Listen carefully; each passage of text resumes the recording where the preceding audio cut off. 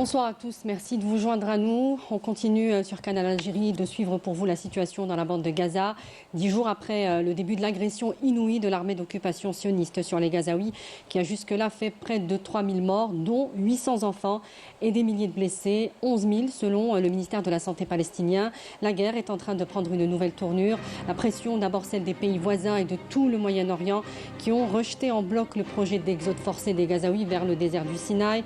La tournée régionale du secrétaire d'État américain n'y a rien fait. La pression aussi est celle de la population mondiale. Tous les jours et dans presque toutes les capitales du monde, des millions de personnes marchent réclamant l'arrêt des bombardements et la libération de la Palestine. La propagande pro-sioniste relayée pourtant dans les médias mainstream de tout l'Occident ne convainc plus. Elle met la communauté internationale et à leur tête les alliés de l'entité sioniste en porte-à-faux. L'armée sioniste est bien en train d'opérer un nettoyage ethnique ou un génocide sur plus de 2 millions de Gazaouis désarmés et non pas une guerre contre le terrorisme qu'elle prétend combattre. On reçoit via Skype depuis Bruxelles pour en parler plus en détail Monsieur Michel Collomb, journaliste et écrivain, fondateur d'Investigation. Bonsoir, merci d'être avec nous Monsieur Collomb. Alors l'essentiel d'abord à retenir aujourd'hui, l'armée d'occupation sioniste a de nouveau bombardé le passage de Rafah alors qu'un accord avait été trouvé entre Washington et le Caire et devait permettre de au moins faire passer les aides médicales et les dons aux Palestiniens massés dans le sud de Gaza. L'entité sioniste a annulé évidemment ce pacte à la dernière minute. La résistance palestinienne ne faiblit pas. Elle a touché plusieurs cibles à l'intérieur des territoires occupés, notamment l'aéroport de Tel Aviv. Des échauffourées sporadiques sont en cours et gagnent en intensité à la frontière nord des territoires occupés, avec le Liban entre l'armée sioniste et le Hezbollah. Le président américain Joe Biden est attendu dès mercredi dans les territoires occupés palestiniens. Anthony Blinken entame une deuxième tournée régionale et les ministres des Affaires étrangères chinois et russes s'entretiennent pour réclamer un cessez-le-feu. Et pour l'heure, l'incursion terrestre de l'armée d'occupation dans Gaza est toujours reportée.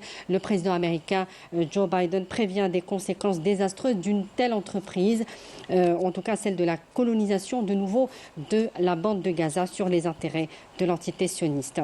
Monsieur Michel Collomb, d'abord, est-ce que selon vous, et comme le dénoncent de nombreux observateurs, nous sommes bien en train d'assister à un génocide, un nettoyage ethnique sur la population gazaoui? Et si l'incursion terrestre devait prendre cours, est-ce que le pire finalement serait à venir encore? Écoutez, un nettoyage ethnique, ça c'est certain, on le voit sous les yeux, c'est la continuation du vieux projet des dirigeants sionistes avant et pendant la Nakba. Donc, est-ce que ce sera un génocide? Je crois que ça dépend de la réaction internationale. Dans le monde entier, on condamne le régime Netanyahou, on condamne le colonialisme et ce nettoyage ethnique, très très violent.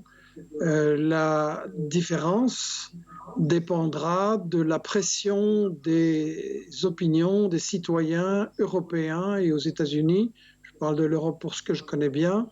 Malheureusement, il faut bien le constater, les médias ici en Occident ont joué un rôle négatif en présentant la résistance du Hamas et d'autres groupes palestiniens, j'insiste, comme étant une offensive, une agression terroriste, et que donc Israël se riposte et défendrait sa population. C'est le monde à l'envers, c'est exactement inversé, l'agresseur et l'agressé.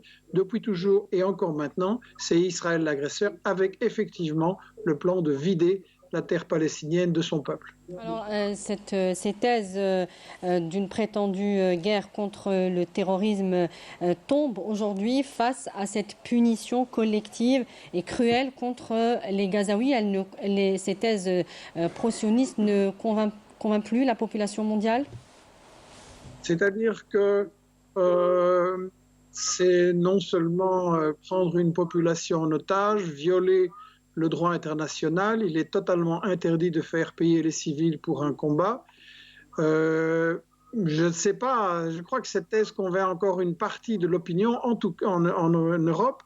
En tout cas, la bataille de l'information doit être menée et j'insiste aussi par nos frères et nos sœurs d'Algérie, adressez-vous directement par Internet, autrement, à tous les gens en Europe pour leur expliquer qu'on leur ment, qu'on est complice effectivement de la préparation d'un génocide.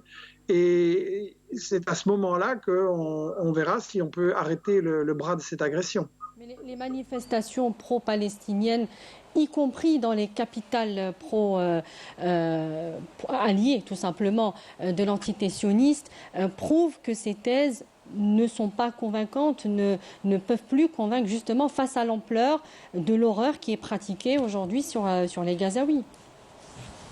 Oui, les manifestations sont magnifiques, mais j'insiste, il y a tout un travail à faire pour gagner encore plus largement l'opinion publique qu'elle arrête les dirigeants politiques parce qu'ils continuent le même discours hypocrite en disant oui, certes, Israël ne doit pas aller trop loin, il doit faire attention, respecter le droit, mais ça, on a toujours entendu dans toutes les guerres et ça n'a jamais servi à rien.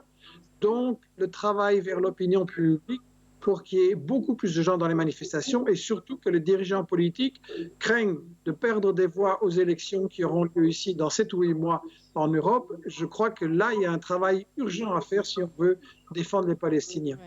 Alors, est-ce que l'ampleur totalement disproportionnée de cette agression de l'armée sioniste en cours à Gaza est à la hauteur de l'humiliation que leur ont infligée donc le Hamas le 7 octobre dernier, qui menace d'ailleurs de faire tomber les institutions politiques et sécuritaires de l'entité sioniste, ou est-ce que c'est une agression finalement assez attendue de la part d'un gouvernement ultranationaliste, fasciste aussi, qui a multiplié les agressions, les bombardements aussi dans les territoires palestiniens depuis la réélection de Netanyahou en décembre 2022?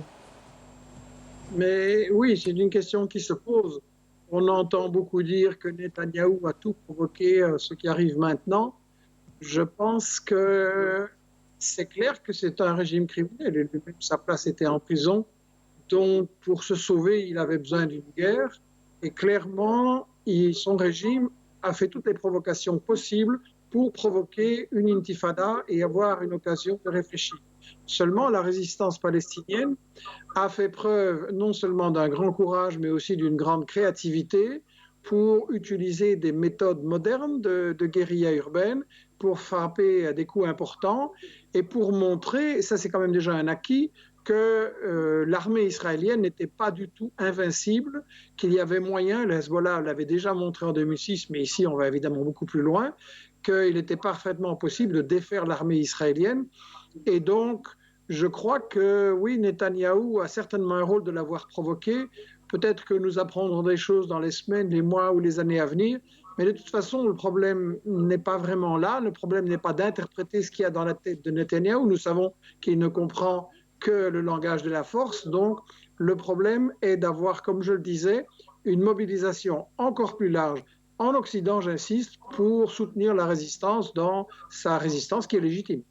Et ce coup de force du Hamas le 7 octobre dernier, il interroge toujours par son intensité, son mode d'organisation, son bilan humain aussi. 1400 morts, dont près de 300 soldats de l'armée sioniste, l'armée d'occupation, sans oublier 200 otages détenus à Gaza. Comment expliquer le renforcement de cette résistance palestinienne dans ces réseaux de tunnels souterrains en déjouant finalement complètement la vigilance de l'armée d'occupation? Écoutez, je ne suis pas dans le secret des nouvelles méthodes de la résistance. Je constate simplement qu'ils ont tiré de grandes leçons de la guerre totalement asymétrique, inégale, injuste qui leur était imposée. Ils ont tiré les leçons des méthodes employées par les sionistes et ils ont été capables de créer des méthodes nouvelles, différentes, qui ont beaucoup surpris. Je crois qu'une partie aussi du côté spectaculaire, c'est que les sionistes, le régime sioniste était devenu finalement tellement arrogant, tellement certain de son impunité. Pendant longtemps, ils ont pu frapper, faire énormément de victimes et en retour, ils avaient peu de dégâts. Peut-être qu'ils se sont endormis, assoupis, qu'ils ont manqué de vigilance. L'histoire nous le dira. Vous avez parlé d'ailleurs de créativité de cette résistance palestinienne. Elle a été sous-estimée par par la force d'occupation sioniste.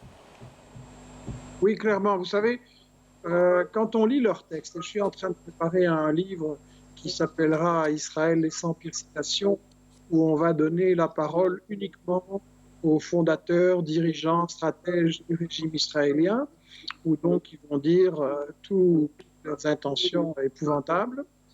Eh bien, on voit que ça a toujours été un profond mépris pour les Arabes, pour les Palestiniens, et légitimation, on avait le droit de les traiter comme des animaux, de les faire souffrir, tout ça au nom d'une minorité soi-disant supérieure, soi-disant élue par Dieu, et toutes des bêtises comme ça. Aujourd'hui, l'armée d'occupation sioniste n'a toujours pas annoncé le début de son incursion terrestre à Gaza, qu'elle annonçait pourtant imminente. Le président américain Joe Biden a affirmé hier lors d'un discours qu'une réoccupation de Gaza serait très dangereuse, très néfaste pour les intérêts de l'occupation sioniste et qu'il serait très dangereux aussi de s'y aventurer.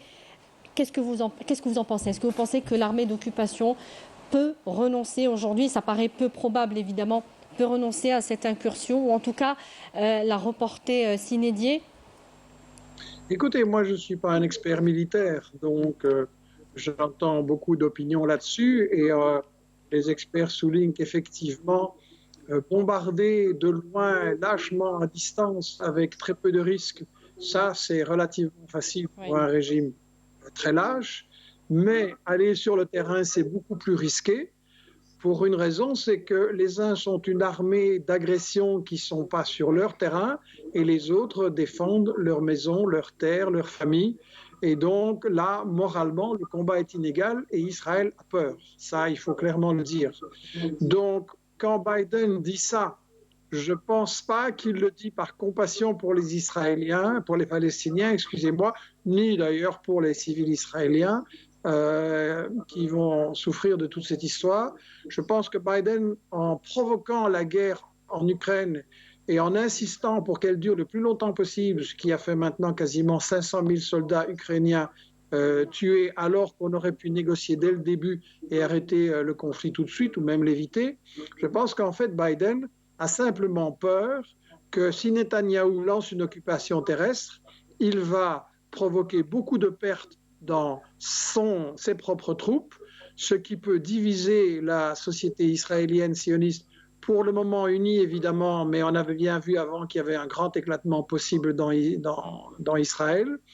Et Biden a peur aussi que les crimes des sionistes contre les Palestiniens vont être tellement spectaculaires, tellement barbares, que le monde entier va dire qu'il faut absolument arrêter ça d'urgence et que ça va encore discréditer les États-Unis et l'Europe pour être complices de tels crimes. Donc je crois que Biden a peur, Netanyahou quelque part aussi, et la seule riposte, je dirais, pour le camp de la paix, c'est pas de spéculer sur ce qu'ils vont faire, c'est d'être beaucoup plus nombreux encore dans les rues, sur les réseaux Internet et dans le débat public pour faire en sorte qu'ils n'osent plus attaquer.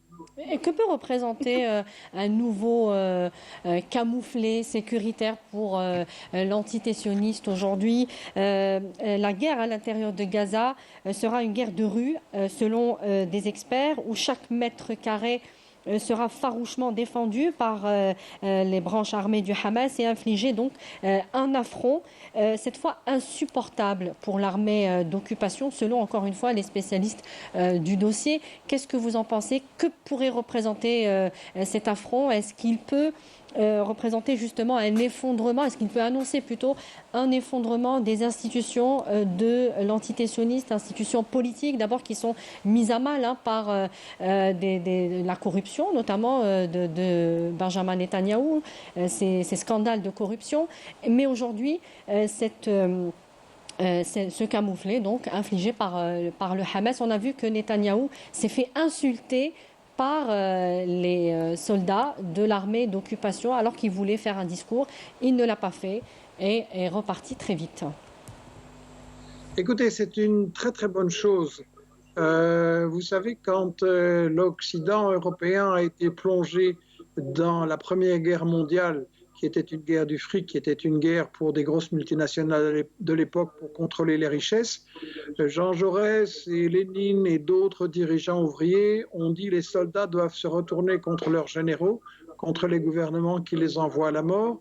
Et moi, j'espère sincèrement qu'il y aura dans l'armée israélienne beaucoup plus de rébellions contre ce qu'on leur fait faire. C'est un problème parce qu'on sait qu'ils sont intoxiqués par leur télé, leurs médias et l'éducation, mais on sait aussi qu'il y a des refusniks, qu'il y a des soldats qui ont refusé de faire leur service, et je pense qu'effectivement ce serait une bonne chose qu'il y ait beaucoup de rébellions là-bas.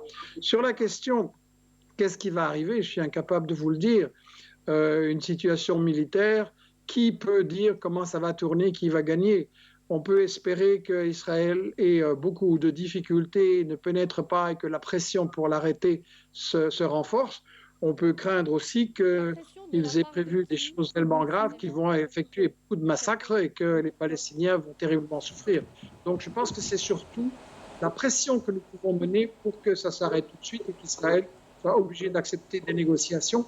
J'insiste, des négociations avec l'ensemble de la résistance palestinienne et pas les gens que eux choisissent, oui. Mais la pression viendrait de quel parti, Michel Collomb? Les États-Unis ne semblent pas vouloir mettre cette pression sur... n'ont même pas réussi à mettre la pression sur l'entité sioniste pour ne serait-ce qu'ouvrir le passage de Rafah, soulager ces populations. Ils sont près d'1 million dans le passage de Rafah. Je ne pensais pas aux dirigeants et au président. Oui, Biden justement. De quel parti viendrait cette pression? Le crime, c'est la population, c'est en bas. Vous savez, il n'y a pas les mêmes intérêts parmi les travailleurs, parmi la population normale, je dirais, que dans l'élite. Il faut bien se rappeler que ce n'est pas une guerre pour défendre les intérêts de tout le peuple des États-Unis. C'est une guerre pour les multinationales, pour les ultra-riches du 1%. Donc Biden, il est l'employé de ces gens-là. Et donc, lui-même, il ne va jamais changer d'avis, mais on peut l'obliger en disant tu vas perdre les élections si tu continues.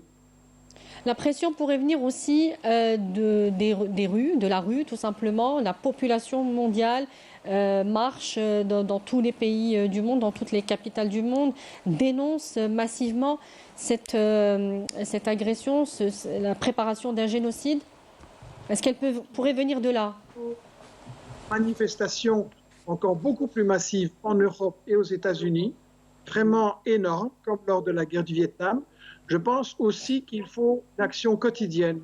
Des firmes comme McDonald's, le groupe français Carrefour et les supermarchés et une série d'autres firmes ont affiché ouvertement leur soutien à Israël dans leurs magasins, des pancartes, etc. Je pense que la population doit boycotter absolument ces enseignes de restauration rapide et de supermarchés et ces grandes firmes. Il faut les boycotter le plus rapidement possible, le plus massivement possible, parce que ces gens-là ne réfléchissent qu'à leur portefeuille. Et comme ces firmes-là, ce sont les gens qui sont derrière Biden, Macron, von der Leyen, ce sont des employés des multinationales, ces présidents, ce n'est pas eux vraiment qui dirigent. Je pense que lancer un boycott énergique ferait aussi partie des moyens de pression à faire le plus vite possible.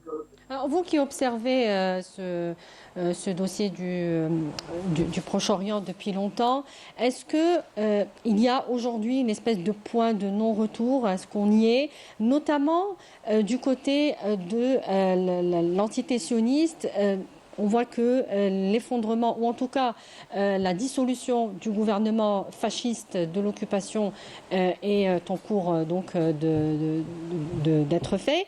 Est-ce que leur population pourrait renoncer à voter pour cette aile ultra-raciste, fasciste, donc, de la politique donc, de l'entité sioniste, de la sphère politique de l'entité sioniste? Est-ce que ça pourrait reconfigurer la politique de l'entité sioniste de l'intérieur? Écoutez, ça, il faut le poser la question aux Israéliens qui connaissent bien leur société et les jeux entre partis. Sincèrement, les gens que Netanyahou fait entrer maintenant dans son gouvernement menaient en gros la même politique que lui par rapport aux Palestiniens. Ils ont continué à attaquer, à tuer. Ils n'ont pas voulu négocier sérieusement. Donc, je n'ai pas confiance dans Gantz et dans ces gens-là. Je pense que la quasi-totalité de ce personnel politique il a des intérêts dans l'occupation et il ne comprendra que le langage de la force. Donc, je ne pense pas qu'il faut spéculer sur le fait que les alliés de Netanyahou vont faire pression. Si c'est le cas, très bien, mais ça veut dire qu'ils auront été eux-mêmes victimes, sujets à la pression de la rue. Alors, je voudrais qu'on revienne sur ce projet sioniste aussi de pousser 2 millions, un peu plus de 2 millions de Gazaouis à l'exode forcé, qui a été mis en échec, notamment par les pays voisins, le refus de l'Égypte notamment, comme on a pu le voir. C'est un projet qui ne date pas d'hier et il serait donc l'aboutissement d'un processus colonial de plus de 75 ans. Si ce n'est pas l'exode, ce sera peut-être l'extermination. Qu'est-ce que vous... Oui, on peut parler d'ailleurs de déportation. Est-ce que c'est quelque chose qui pourrait prendre forme? Et si ce n'est pas le cas, l'armée d'occupation va intensifier ses bombardements et ses incursions jusqu'à ce que ça se fasse. C'est un peu ça qui risque de se produire. Je ne suis pas dans la tête de Netanyahou, heureusement. Selon vous, en tant qu'observateur, en tant que journaliste, bien sûr, vous n'êtes pas... Je ne peux pas imaginer qu'est-ce qu'il a dans sa tête, jusqu'où il est prêt à aller. Je sais que ce n'est pas la morale qui l'arrêtera. Encore une fois, ce n'est que la riposte du monde entier et surtout, j'insiste, en Occident. Donc, on ne peut pas prédire ce qu'il va faire.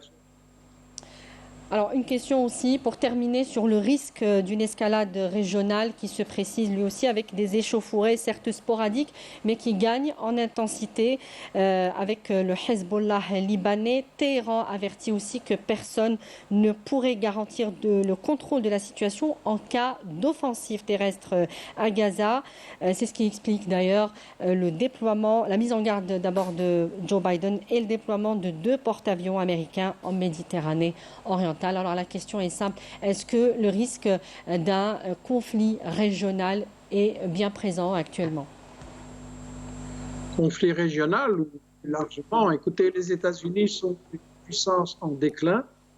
On les a vus incapables de gagner la guerre en Irak et en Afghanistan.